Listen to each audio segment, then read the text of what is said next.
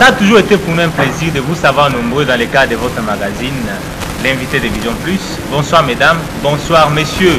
Et depuis un certain temps, vous avez pris l'habitude, n'est-ce pas, de suivre cette émission de manière beaucoup plus particulière parce que désormais, je ne suis pas seul à raconter l'invité.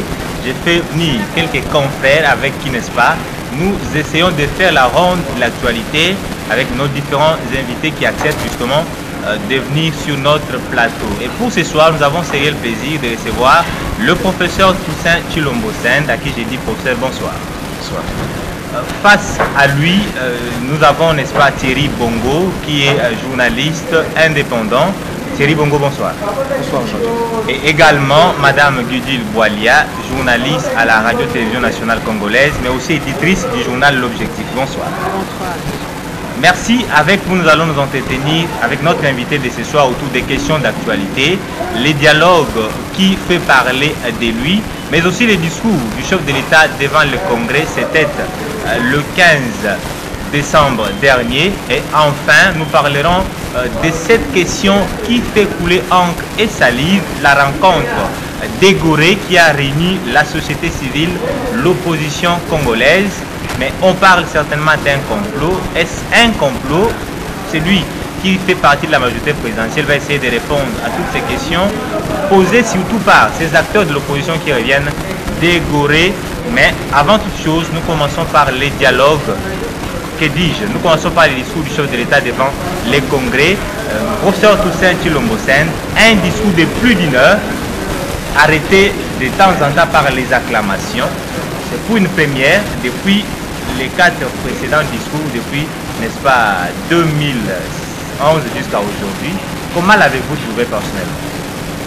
Bon, merci beaucoup pour la question. Je crois que je puisse aussi profiter de dire bonsoir aux téléspectateurs qui nous suivent. Je vous en prie. Et je crois que le discours du chef de l'État, comme nous l'avons tous dit, c'était un discours bilan et un discours perspective. Un discours bilan pourquoi? Parce qu'il adressait l'état de la nation pendant toute l'année 2015. Et aussi, il s'est projeté dans le futur. Voilà pourquoi je parle d'un discours bilan et d'un discours perspective. Telle sorte à ce que les Congolais, les Congolaises, de l'intérieur comme de l'extérieur, ont pu avoir la situation nette et réelle du pays par la voix de celui que eux, les Congolais, ont porté au pouvoir aux élections de 2011.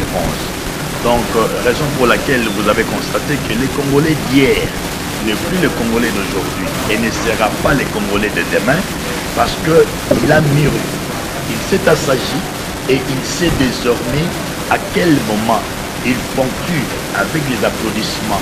Donc, il accepte ce qui est dit, tout comme vous aurez constaté que lorsqu'il n'est pas d'accord, il est resté silencieux.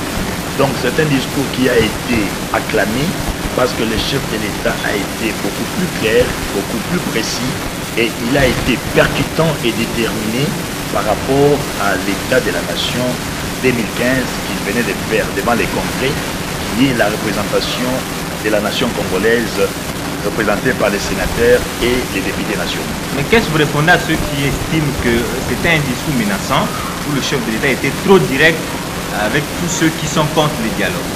Mais écoutez, M. Mwanza, nous devons toujours nous attendre que lorsqu'on pose un acte, il y a ceux qui sont pour, il y a ceux qui sont contre. Et c'est ça d'ailleurs les normes élémentaires de la démocratie. Il ne faudrait pas qu'on s'attende à ce que tout le monde applaudisse. Il y a ceux qui auront toujours à trouver un petit mot, une petite faille, un détail pour lequel il faut assez qu'on puisse critiquer. Un discours menaçant, non. Le chef de l'État a utilisé les tons du chef, du commandant, de celui qui guide, de celui qui oriente, de celui qui impulse, de celui qui canalise. Raison pour laquelle vous aurez constaté qu'il y avait un moment où il y avait un ton qui montait, et il y avait un moment un ton conciliant, mais il est resté le même. Donc je crois que les discours n'étaient pas menaçants. Lorsque nous suivons les fonds du discours, ne voyons pas la forme par rapport au ton qui a été utilisé. Thierry Bongo, discours. Merci beaucoup, professeur Toussaint Tshilombo. Nous avons suivi 1 heure de discours. Ce n'est pas le 4e exercice à lequel il se prête, c'est plutôt le 9e, parce que ça fait déjà 2 mandats pour Joseph Kabila. une certaine classe politique estime qu'il n'y a eu rien de nouveau dans ce discours. C'est du déjà entendu. On parle macroéconomie. On parle encore une fois de plus que voilà, le social s'améliore. Mais dans les faits, les faits contredisent un peu le chef de l'État. Quand on voit que la ville est sous les eaux, quand on voit que la ville est pratiquement bloquée par les embouteillages, quand on voit que les fonctionnaires se plaignent encore aujourd'hui du traitement social qu'ils sont en train de vivre dans leurs différentes activités, est-ce que vraiment le chef de l'État a tapé à côté des réalités congolaises? Je trouve que le chef de l'État est tapé à côté des réalités congolaises, puisqu'il en a fait mention dans son discours. Si vous souvenez, d'ailleurs, vous comme moi, nous avons les textes du discours avec nous. Oui. Il a même dit que les performances macroéconomiques n'étaient pas une fin en soi. Ce qui explique qu'il voit au-delà de ça. Parce que les performances macroéconomiques doivent aussi se traduire dans les paniers de la ménagère, sur l'assiette du consommateur et aussi dans les vies quotidiennes du Congolais. Je crois qu'il est conscient de cette situation-là, raison pour laquelle ceux qui ont évoqué que ce n'était pas quelque chose de nouveau, mais nous savons de qui il s'agit. Ce sont nos compatriotes, nos frères d'en face qui sont dans l'opposition, et c'est tout à fait normal et évident, et ne pourront tenir que ces discours-là. Jamais ils ne diront un autre discours. Si nous vérifions les 8 autres fois avec celle-ci, ils ont tenu les mêmes propos.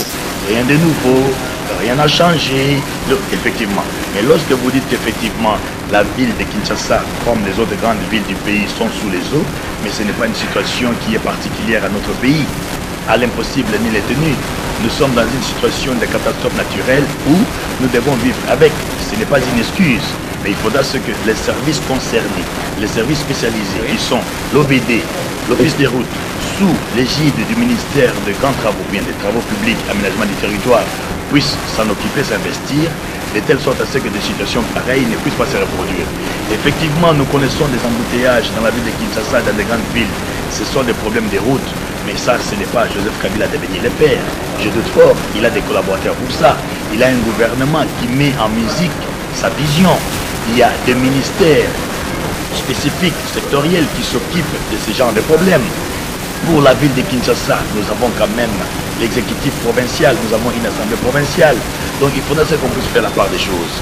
Tout remonte à lui, puisque c'est lui le chef, mais les responsabilités doivent aussi être partagées avec ceux qui sont appelés à mettre en exécution ces différentes phases de la politique globale par rapport aux provinces, par rapport au pays. Donc je crois qu'il n'avait pas tapé à côté, et ceux qui disent qu'il n'y avait rien de nouveau ont toujours tenu les mêmes discours depuis toujours. Oui, rien de nouveau, ils le disent par rapport au fait que le chef de l'État avait promis de transformer l'embellie économique en des dividendes sociaux. Mais il se trouve qu'en 2015, il avait dit qu'on ne mangera pas la macroéconomie. Et voilà que la macroéconomie a continué. En 2014, c'était pratiquement la même chose. On avait promis de diversifier l'économie. Mais dans les faits, le chef de l'État constate comme nous que ça ne se fait pas. Est-ce que, quelque part, j'aimerais paraphraser le président du Sénat qui dit que le pouvoir s'exerce, il ne se plaint pas. Quelque part, le président de la République pêche par le manque d'action pour impulser ce changement qu'il souhaite. Non, je crois que dans la question ou dans les constats que vous faites, il y a la réponse. Parce que lui-même a constaté et a dénoncé.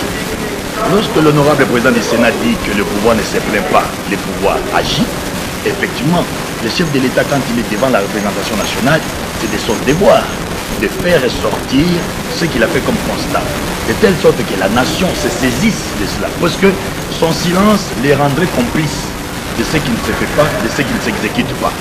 Je doute fort que le président de la République puisse se plaire à ce que la population qu'il a élue, qu'il a portée au pouvoir, puisse être dans une situation misérable, calamiteuse, et que lui ne fasse rien. Là, je doute fort.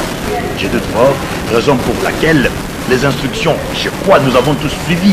Il a dit, j'instruis le gouvernement, j'ordonne au gouvernement. Ce qui explique que, sur place, ayant fait les constats de ces malaises, il a pris des initiatives en instruisant le gouvernement qui doit s'exécuter de telle sorte à ce que ce qui est revendiqué par la population souveraine primaire puisse être amélioré, ou que cette même population ne puisse pas se plaindre demain de ce qu'elle se plaint hier.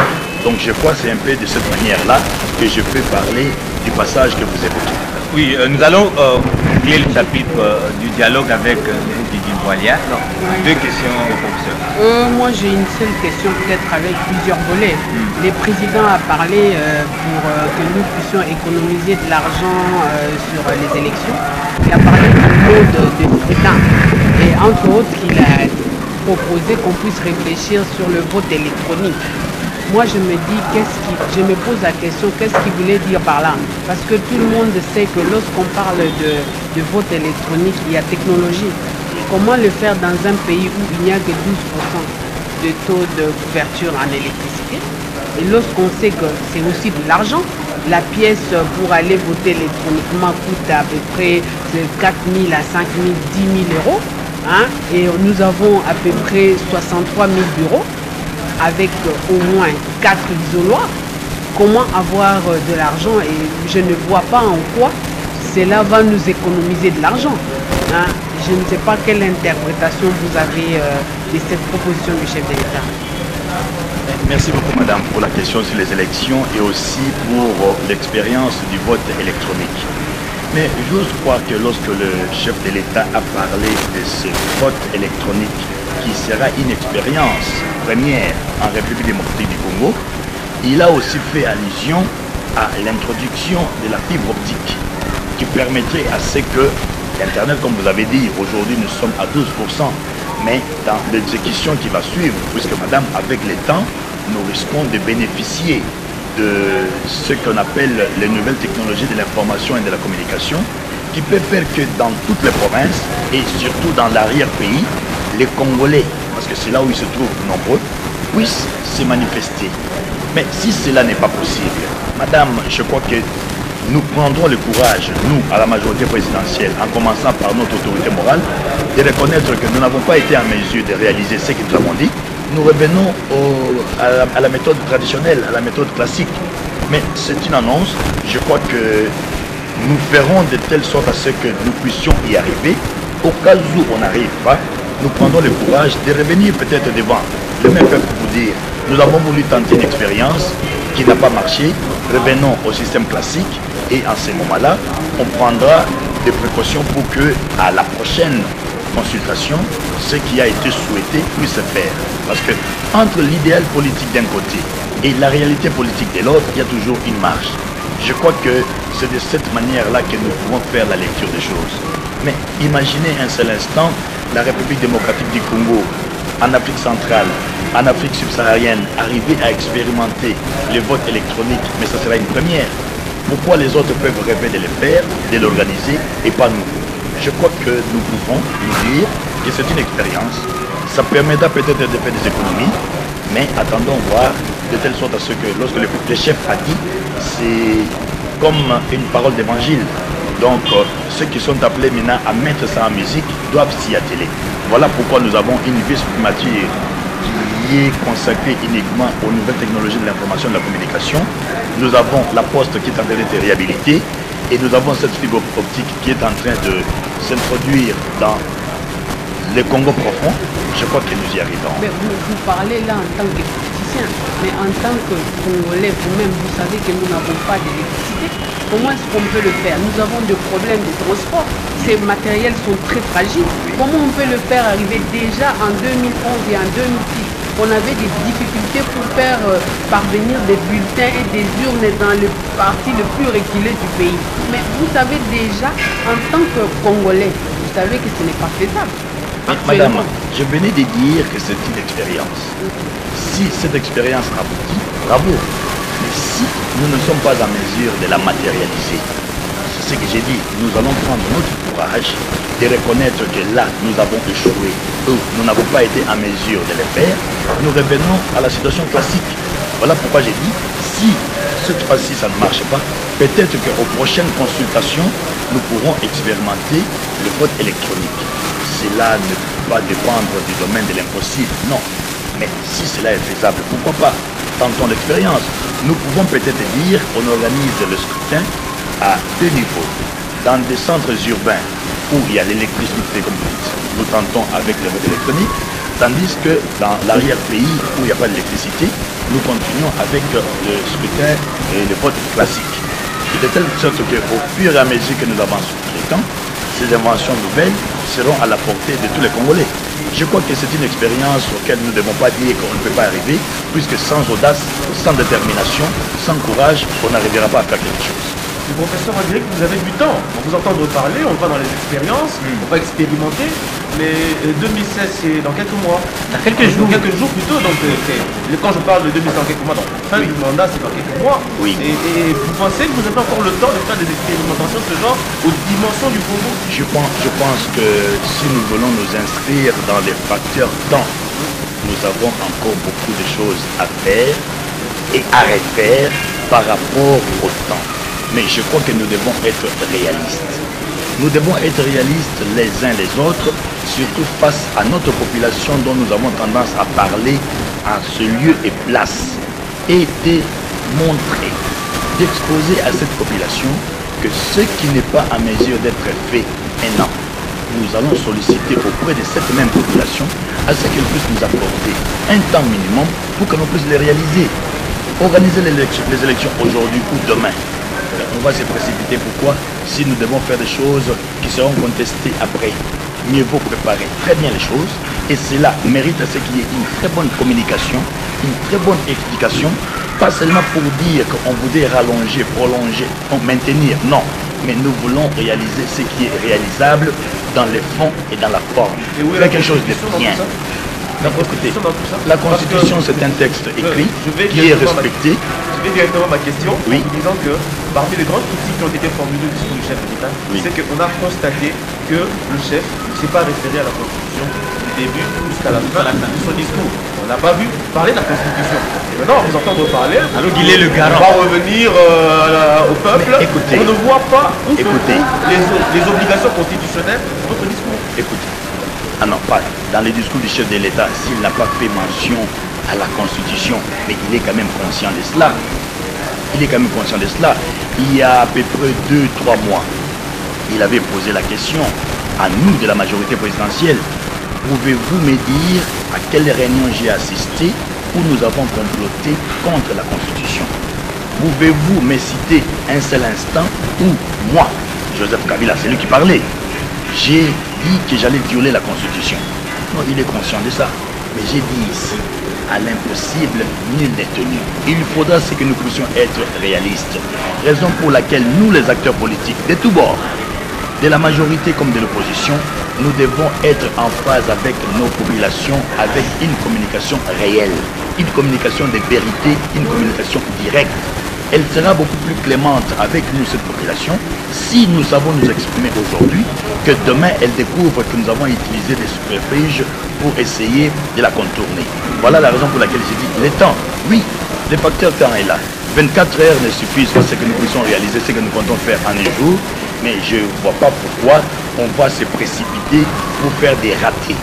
Je suis de ceux qui pensent qu'il ne faut pas faire des ratés, mais il faut faire des choses dans les normes. Si les facteurs temps, comme vous le dites, par rapport à la Constitution. Mais la Constitution connaît un mot qu'on appelle l'amendement. L'amendement, c'est-à-dire, on n'a pas été, nous demandons à ce que.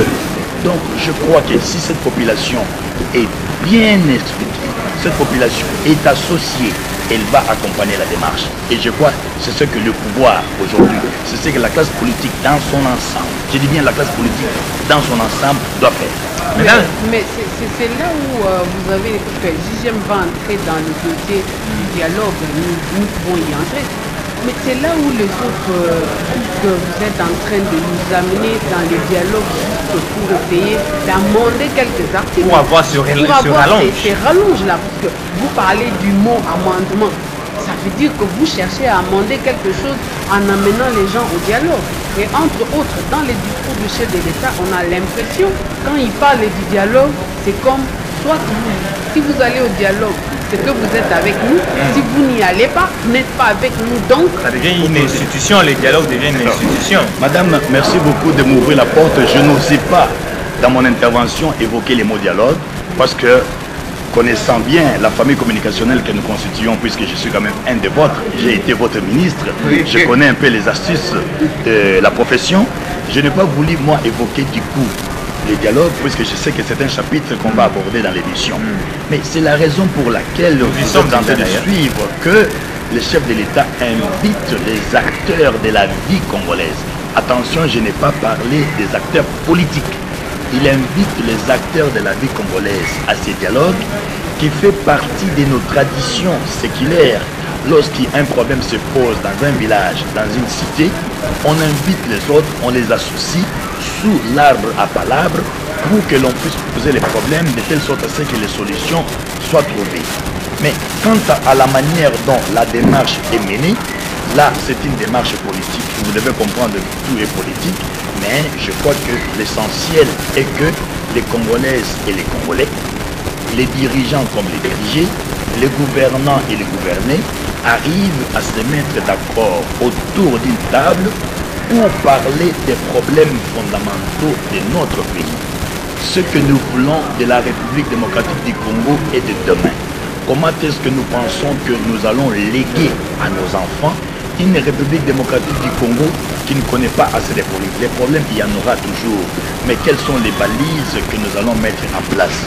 C'est la raison pour laquelle nous invitons, nous, de la majorité présidentielle, par les biais de l'autorité morale qui est le président de la République, nous invitons les Congolaises et les Congolais, épris par l'amour du pays, à ce que nous puissions nous retrouver autour d'une table, dans ce que nous appelons dialogue, pour que nous puissions ensemble décrypter, analyser et que nous puissions avoir des résolutions, nous puissions trouver des solutions meilleures qui feront que demain, nous ne puissions pas nous plaindre en nous disant nous n'avions pas été en mesure de les faire parce que en ce moment-là, on va chercher la politique du bouc émissaire. Voilà pourquoi ceux qui aiment les Congo, ceux qui pensent au devenir du Congo, sont invités à venir à ces dialogues. Rappelez-vous, madame, lorsque le chef de l'État a prêté serment après son élection de 2011, il avait bien dit « ma main reste tendue » aux Congolaises et aux Congolais qui ont l'amour du Congo. Donc ce n'est pas seulement maintenant qu'il parle de ça, mais les jours même de sa prestation de serment. Après l'élection de 2011, il avait tendu sa main. Donc il avait invité les Congolaises et les Congolais qui veulent participer. Ce n'est pas une imposition. Ce n'est pas une imposition, c'est peut-être l'interprétation que les gens se font. Les procès d'intention, le jugement et la condamnation est déjà fait parce qu'il y a ceux qui ont déjà des arrière-plans dans leur tête en se disant Kabila veut, Kabila. Nous qui gravitons autour de lui, madame, je peux me permettre de vous dire, le président de la République ne nous a jamais dit qu'il veut violer la Constitution et qu'il va faire un troisième mandat. Non, il veut faire les choses bien. Ça peut prendre le temps que ça va prendre, mais il veut faire des choses bien de telle sorte à ce qu'on ne puisse pas lui reprocher demain d'avoir galvanisé, d'avoir boycotté en se disant puisque ce n'était pas lui qui allait se présenter, voilà pourquoi il a saturé les choses. Non. Il voudrait à ce qu'il lègue à la République démocratique du Congo et aux générations futures une république digne, de telle sorte à ce que les Congolaises et les Congolais se retrouvent dans ce qui sera fait. Mais voilà pourquoi la nécessité de ces dialogues. Justement, professeur, la main du chef de l'État reste tendue jusqu'à aujourd'hui. Oui. Il faut aller au dialogue, il invite tout le monde à ces dialogues, bien que, je dirais, la grande partie de l'opposition dit non, et voire même l'UDPS qui était partante dit non aujourd'hui. Vous ne craignez pas de vous retrouver, n'est-ce pas, dans les concertations bis, parce qu'autour de la majorité présidentielle et quelques-uns de l'opposition dite républicaine. Mais écoutez, le problème de la République démocratique du Congo concerne tous les Congolais. Mais je doute fort, M. Mwanza, je doute fort que ce sont les 77 millions de Congolaises et de Congolais qui prendront part aux assises. Ce qui explique que les personnes responsables, les personnes confiantes, les personnes dignes de représenter la population congolaise sont invitées à participer à ces dialogues. Mais celles qui ne veulent pas venir, on ne va pas les forcer. On ne force personne. Ils sont où? Les personnes, elles sont invitées. Lorsque vous avez une invitation, soit vous répondez par l'affirmative, soit vous répondez par la négative. On ne va pas vous forcer. Mais il faut toujours savoir que la politique de la chaise vide ne paye pas. Il faut toujours assister. Alors, je vais essayer de m'efforcer de ne pas recourir au terme il faut, parce que ça serait comme une imposition. Mais je crois que c'est une invitation qui a été un effort. Et lorsque vous me parlez de l'UDPS, mais il se pose un sérieux problème parce que c'est parti de la République démocratique du Congo qui a milité pendant longtemps. Toute la vie de l'UDPS, c'est la recherche du changement. C'est la recherche du progrès social pour la population. Et maintenant que c'est l'UDPS qui a été première à solliciter les dialogues par rapport à l'esprit d'Addis Abeba, le chef de l'État n'a fait que saisir la balle au pont. Ils ont demandé, aujourd'hui je suis disposé, mais nous trouvons qu'au sein de l'UDPS, il se pose des dissensions internes. Ça c'est un problème qui ne nous concerne pas, mais l'UDPS peut faire de sorte à ce qu'elle puisse déléguer ses représentants. Les problèmes internes des dissensions, c'est les problèmes de fonctionnement d'un parti, comme dans tous les partis d'ailleurs. Ce n'est pas que l'UDPS qui a ces problèmes-là. Comme dans tous les partis, nous avons suivi dernièrement certains des nôtres qui se sont retirés. Mais vous verrez qu'en se retirant, il y a eu des fissures dans leur parti politique. Entretenu par l'AMP. Peu importe ce que l'on peut nous accuser du diable et autres, nous assumons même si ce n'est pas vrai. Parce que je doute fort que des personnes mûres, des personnes matures vont se laisser influencer et imposer une ligne de conduite par rapport au statut de leur parti. Ce qui nous intéresse ici par rapport à la question de madame, par rapport à votre question, par rapport à la question de votre collègue, c'est on impose aux Congolais de participer au dialogue ou pas. Non, on impose, on les invite. Ceux qui pensent prendre place à bord du train du dialogue viennent, ceux qui ne veulent pas restent sur les quais. Mais lorsque les grandes résolutions seront prises, il ne faudrait pas qu'on puisse venir se plaindre encore après. Rappelez-vous, lorsque nous avons été à Sun City, rappelez-vous, lorsqu'on a mis en place le système de 1+4, il y a ceux qui s'étaient auto-exclus, mais la place de 1+4 avait été comblée tout de suite et le système a bien fonctionné. Si on veut réitérer encore cette expérience-là, il n'y a pas de problème. L'histoire risque de se répéter. Mais c'est pour dire que la politique de la chaise vide ne paye pas. Les Congolaises et les Congolais, d'accord ou pas, vous avez parlé de l'UDPS. Moi, je vais aller beaucoup plus loin en invitant même les pères de l'Église catholique, qui sont les évêques, parce que eux sont les gardiens des traditions. Ils sont entre le pouvoir spirituel et temporel. Eux ne peuvent pas allumer le feu et utiliser aussi de l'eau. Non, eux sont là pour faire prendre conscience à ceux qui dirigent. Je crois même que si nous nous référons à la Bible, il y a des passages qui demandent à ce que l'autorité vient de Dieu, mais les pères de l'Église, en commençant par Saint Augustin, je les cite, ils n'ont qu'à aller vérifier, en commençant par Saint Augustin, qui demande à ce que l'autorité spirituelle accompagne l'autorité temporelle, mais ne s'immisce pas dans le fonctionnement de l'autorité temporelle. Voilà, donc aujourd'hui, les Congolaises et les Congolais, de l'intérieur comme de l'extérieur du pays, sont invités à participer à ces dialogues où on va parler des problèmes du pays.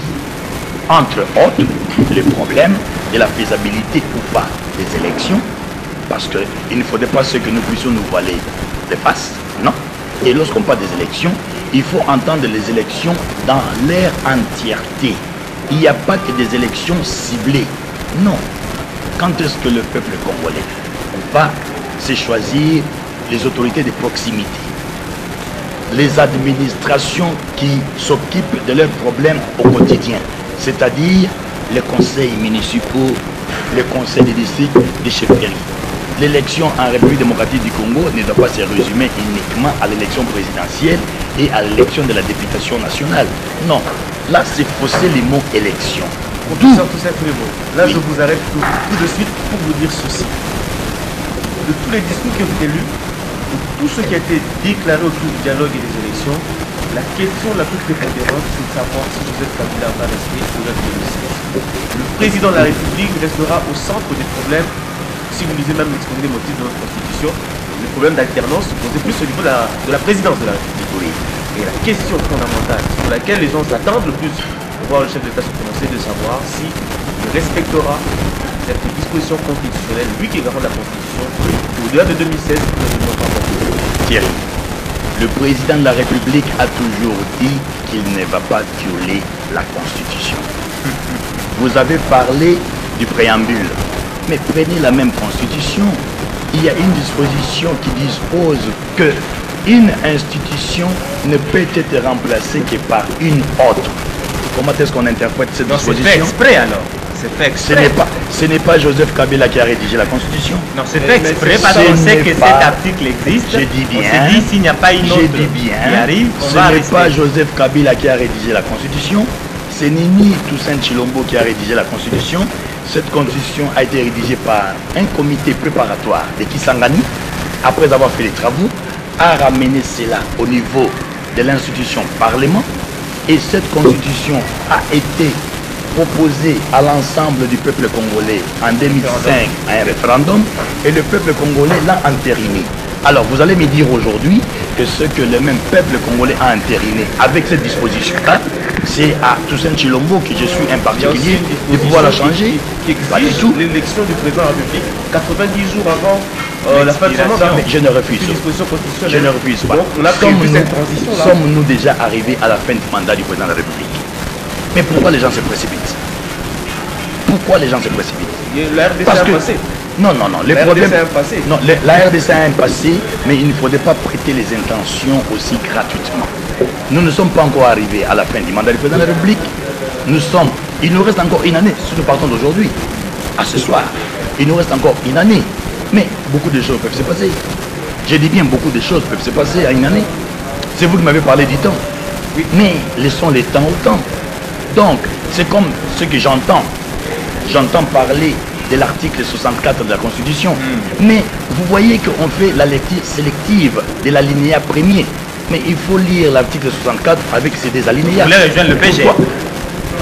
Je ne voudrais pas mettre dans la bouche de qui que ce soit. Ici, c'est Toussaint Chilombo qui parle et il assume. Ça va. Je ne suis pas de ceux qui cherchent des boucs émissaires. Moi, ce monsieur Toussaint Chilombo, citoyen de la République démocratique du Congo, qui m'exprime par rapport à une invitation que la famille Communication a bien voulu m'inviter. Et je m'exprime puisque c'est mon droit constitutionnel. Donc, l'article 64 de la Constitution a deux alinéas. Et aujourd'hui, je constate que même dans les chefs de mes collègues professeurs d'université, on se limite à n'exploiter que l'alinéa premier. Mais nous devons prendre l'article dans son entièreté. Hier, j'avais entendu les gens parler, touche pas à mon 220. Aujourd'hui, on n'entend plus parler de ces discours. Où est passé ces discours-là? Ce qui explique. Non, il n'est plus d'actualité. Vous n'entendez plus parler de 220. Vous n'entendez plus parler de 220. C'est fini. C'est fini. Au mois de janvier de cette année, en début de cette année, on a fait descendre la population par quelques politiques. Je ne dis pas tous, puisque moi j'ai des difficultés, je ne sais pas ce qu'on appelle politicien. J'aime pas utiliser ce terme-là. Il y a quelques politiques qui ont fait descendre dans la rue certains badauds.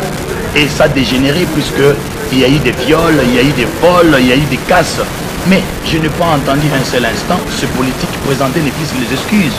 Je n'ai pas entendu que ces politiques se sont rendus sur les lieux de deuil des personnes qui sont mortes parce que eux ont demandé à ces gens de descendre dans la rue. Donc aujourd'hui, nous devons être sérieux puisque la population est tentée de nous juger, nous, classe politique. Quand je dis nous, classe politique, opposition comme majorité. Vous verrez, j'évite de parler de la société civile puisque dans un pays qui se respecte, la société civile a toujours été apolitique. Elle n'est pas politique. Mais nous avons une forme de parti politique en RDC qui s'appelle société civile. Voilà la raison pour laquelle je ne fais pas référence à ça. Et cela peut être une thèse de doctorat pour qu'on démontre que la société civile a toujours été apolitique. Et j'ai classé l'Église dans la société civile. Revenons au dialogue. Oui, madame. Vous avez parlé, si vous avez dit que dans les dialogues, vous invitez, le président invite. Oui. Or, là, les dialogues, c'est pour parler du pays. Oui. Donc, on ne peut pas dire, on vous invite, vous avez le droit de dire oui ou de dire non. Parce que vous devez parler du pays. Alors, on a eu ce même langage pour les concertations. Oui. Et ceux qui viennent, viennent. Et les concertations ont eu lieu. Et finalement, on a trouvé qu'ils n'ont pas pesé, que leurs résolutions n'ont même pas été appliquées parce qu'il n'y avait pas celle-là, entre guillemets, qu'on appelle les grands partis. de ces pays. Mais aujourd'hui, vous voulez faire la même chose avec les dialogues. Que ces gens qui disent non, ils ne vont pas venir, vous allez avec ce que vous voulez aller avec. Mais après, on va se retrouver quelque temps après, on va revenir encore dans une autre concertation. Concertation bis. Alors, madame, vraiment, je ne peux que vous dire merci parce que même les téléspectateurs qui nous suivent auront compris par votre intervention que vous avez démontré par ces comportements qui aiment en vrai la République démocratique du Congo et qui ne l'aiment pas. Parce que ceux ou celui qui aime la République démocratique du Congo ne peut pas s'auto-exclure. Je doute fort, vraiment madame, je doute fort et je lance le défi à qui que ce soit de me montrer dans l'ordonnance présidentielle convoquant le dialogue où il a été utilisé le terme ceux qui veulent viennent, ceux qui ne veulent pas ne viennent pas. Non. L'invitation est lancée pour que ceux qui aiment le Congo puissent venir.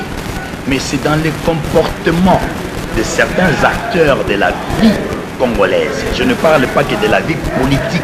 C'est dans les comportements de certains acteurs de la vie congolaise que nous sentons qu'il y a ceux qui font de la résistance ou qui traînent les pieds. Mais vous savez, madame, il y a une spécificité. Des agendas cachés. Non, j'arrive, madame. Il y a une spécificité de la société congolaise et que souvent, nous commençons par dire non et nous finissons par nous retrouver. Je vais vous donner pour exemple, madame, rappelez-vous, lorsqu'il a été question de choisir le président de la CENI, à l'époque du président Malou Malou qui venait de démissionner. Rappelez-vous, il y a eu des débats houleux. Il y a ceux qui ont dit Malou Malou jamais. Mais lorsqu'il a été question que l'Assemblée nationale puisse entériner la candidature, curieusement, la candidature a été entérinée au-delà des voix de la majorité présidentielle. Ce qui explique que c'est une spécificité congolaise. On fait monter les enchères et après on revient à la raison. Donc aujourd'hui, ce dialogue que nous voulons tant, c'est un dialogue qui va parler des problèmes du pays. Et là, madame, je ne suis pas de ceux qui pensent que dans les partis politiques, il y a des grands, il y a des petits. Non. Nous avons des partis politiques. 462 à peu près dans le pays. Et ces partis politiques ont pour mission de chercher le bonheur, le bien-être du peuple congolais. Parce que le pouvoir, lorsqu'on le convoite, lorsqu'on va à la conquête de ce pouvoir, lorsqu'on l'exerce, c'est d'abord pour le bien-être de la population. Parce que cette même population, le jour qu'elle décide de vous ravir, de reprendre ce pouvoir, on ne peut rien contre elle. Mais là, quand vous avez dit, voilà pourquoi j'ai dit, madame, moi j'applaudis. Vous avez au moins démontré dans votre intervention qu'il y a ceux qui veulent du bien de la République démocratique du Congo, comme il y a ceux qui ne veulent pas. Mais je doute fort qu'ils sont foncièrement mauvais. Mais cela dépend une certaine aussi de quel camp vous êtes. Quand vous dites ceux qui aiment et ceux qui n'aiment pas, ça dépend de quel côté vous êtes. Madame, je l'ai dit par réalité. rapport au comportement. Et je peux vous dire que la population ne suive pas les scénarios de théâtre que nous les donnons. Mais entre nous, on n'est pas ennemis. Nous ne sommes que des adversaires politiques, on n'est pas ennemis, puisque nous parlons. Madame, aujourd'hui, vous me verrez avec M. Vital Kamere, vous me verrez avec M. Félix Tshisekedi, vous me verrez avec M. Martin Fayou, vous me verrez avec Franck Diongo, vous me verrez avec Mme Bazaïba. Mais nous parlons parce que nous sommes humains, nous ne sommes pas des ennemis. Nous avons peut-être des idéologies politiques qui diffèrent, mais lorsque nous devons parler pays, nous nous ressaisissons. Ce qui explique que chacun essaie de tirer les draps de son côté, mais vous verrez qu'au finish, nous allons parler République démocratique du Congo. Voilà, professeur Toussa Tshilombo, le dialogue, le chef de l'État l'a circoncis, ne parlera uniquement des élections. Mais ceux qui analysent le parcours politique de la RDC disent que c'est une situation de fait créée par la majorité du fait que la question électorale est sous-tendue au problème de financement, d'argent. Et le budget pluriannuel voté pour la CENI n'a pas été exécuté. Pendant qu'on constate des dépassements budgétaires dans notre institution. La CENI n'a pas touché même 30% de son budget chaque année. Est-ce que quelque part, au départ, il y avait une volonté délibérée de ne pas financer la CENI pour la bloquer et arriver à ce dialogue qui va à terme aboutir à une prolongation du mandat? Ou est-ce que effectivement le chef de l'État a cautionné cet état des choses sans sanctionner parce que le Premier ministre dépend de lui? Le chef de l'État ne peut pas cautionner l'irrégularité. je me permets de le dire haut et fort. Le chef de l'État ne peut pas cautionner l'irrégularité. Et la question que je me pose lorsque vous parlez, pourquoi la CENI n'a pas revendiqué son budget non exécuté depuis toutes ces années et n'a attendu que la dernière année pour faire sortir au grand jour cette situation? Donc, d'un côté aussi, il y a les problèmes de responsabilité. Les individus, pas en tant qu'institution. Ce qui explique qu'il y a des individus qui ont laissé faire certaines choses en se disant on va laisser pourrir et après on va être des opportunistes sur ça. Non, je doute fort. Et aussi, je ne suis pas tout à fait d'accord avec ce que vous venez de dire, que le chef de l'État a focalisé les dialogues uniquement sur les élections. Non. Il parle des problèmes fondamentaux de la République démocratique du Congo. Et parmi ces problèmes, il y a effectivement les élections. Mais nous n'allons pas dire qu'il invite au dialogue uniquement. Pas du tout. Pas l'ordonnance, c'est ça qui a été dit. L'ordonnance, on a parlé. Je pense que le problème de l'interprétation est que chacun de nous fait lire par rapport à ce qui l'intéresse. Mais les dialogues ne vont pas parler uniquement des élections. Les dialogues vont parler des problèmes fondamentaux. Si les élections vont occuper une part, oui, mais tout à l'heure, c'est vous qui avez parlé du volet économique et social.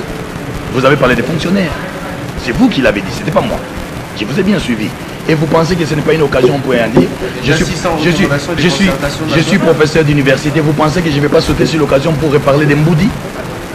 Parce que ceux qui ont provoqué Mboudi sont aujourd'hui dans une retraite dorée. Mais aujourd'hui, c'est Joseph Kabila qui est en train de payer les prix. Donc, ceux qui provoquent des situations doivent aussi les assumer. C'est pour cela que j'ai dit, après Addis Abeba, c'est l'UDPS qui avait sollicité les dialogues. Donc, nous devons toujours nous assumer. Voilà pourquoi moi j'ai toujours demandé à vous, famille communicationnelle, ce que vous pouvez faire avec nous comme punition, c'est de prendre toutes les déclarations que nous faisons, vous nous mettez sur un plateau de télévision, vous projetez nos déclarations et vous demandez où en sommes-nous. Bon, vous verrez que beaucoup de politiques vont changer d'attitude et de comportement et vont beaucoup plus respecter la presse puisque ça ne se fait pas maintenant. Vous justifiez souvent ça par les dynamismes politiques, tout ça. Pour terminer, pour ça, on nous fait signe que le temps vraiment est parti est terminé. Un mot sur cette affaire des politiciens et de la société civile qui se sont rendus à Gorée, comme tout le monde, l'AMP l'a fait, le PPRD avec l'UDPS à Venise et à Ibiza pour aller discuter sur le pays. Ce n'était pas un crime, ce n'était pas un problème. Lorsque les autres se déplacent vers le Sénégal, puisque certainement il y a ceux qui ne peuvent pas venir au pays comme les Mboussa, ils seront inquiétés, ils pensent qu'ils peuvent se rencontrer dans une autre partie de la planète, ça devient un complot. Écoutez, M. Mwanza, d'abord, nous avons la faculté, la facilité de faire des non-événements des événements. Et c'est regrettable. Des non-événements, on a fait un événement, donc on accorde de l'importance à quelque chose auquel on pouvait facilement banaliser. Ça c'est un. De deux, les Congolais qui se sont rendus au Sénégal, à l'île de Gorée, parmi eux, il y a ceux qui ont avancé des raisons fausses pour obtenir des autorisations de la part de l'institution dont ils dépendent, entre autres l'Assemblée nationale. Donc il y a des mensonges parce qu'ils ont utilisé un faux et usage de faux pour se rendre à une rencontre qui parle du pays sans que l'on puisse le faire savoir. Là, c'est de la tricherie. Je dis bien, c'est de la tricherie. Et c'est mauvais pour les acteurs politiques. Ils ont parlé, nous attendons et nous allons voir, mais qui ne pensent pas que ceux qui sont restés au pays sont des moutons de Panurge. Pas du tout. S'ils sont partis pour compléter contre le pays, ils trouveront devant eux des Congolaises et des Congolais qui vont s'ériger comme un seul homme pour leur faire barrage. Mais faire des non-événements des événements, ça nous devons éviter de les faire rapidement. C'est l'AMP qui en fait un événement. Madame, j'ai dit faire des non-événements des événements, nous devons éviter cela, donc j'ai beaucoup dit. Merci, professeur. C'est fini en tout cas, Thierry. La télévision, c'est aussi le temps, l'heure, tout ça, il faut le respecter. Mesdames et messieurs, vous l'avez suivi, il s'appelle professeur Toussaint Tshilombo Sène. Un bon parleur, il a très bien parlé, il a été aussi précis dans ses réponses à nos multiples questions. Merci à Judith Voilia, journaliste de la chaîne nationale, mais aussi éditrice du journal L'Objectif. Merci à Thierry Bongo, avec vous nous avons été, n'est-ce pas, face au professeur Toussaint Chilombo, qui a toujours été disponible à nos invitations. Merci à Trésor Vezo et à toute l'équipe de Vision Info Production. Mesdames et messieurs, à la prochaine. Au revoir.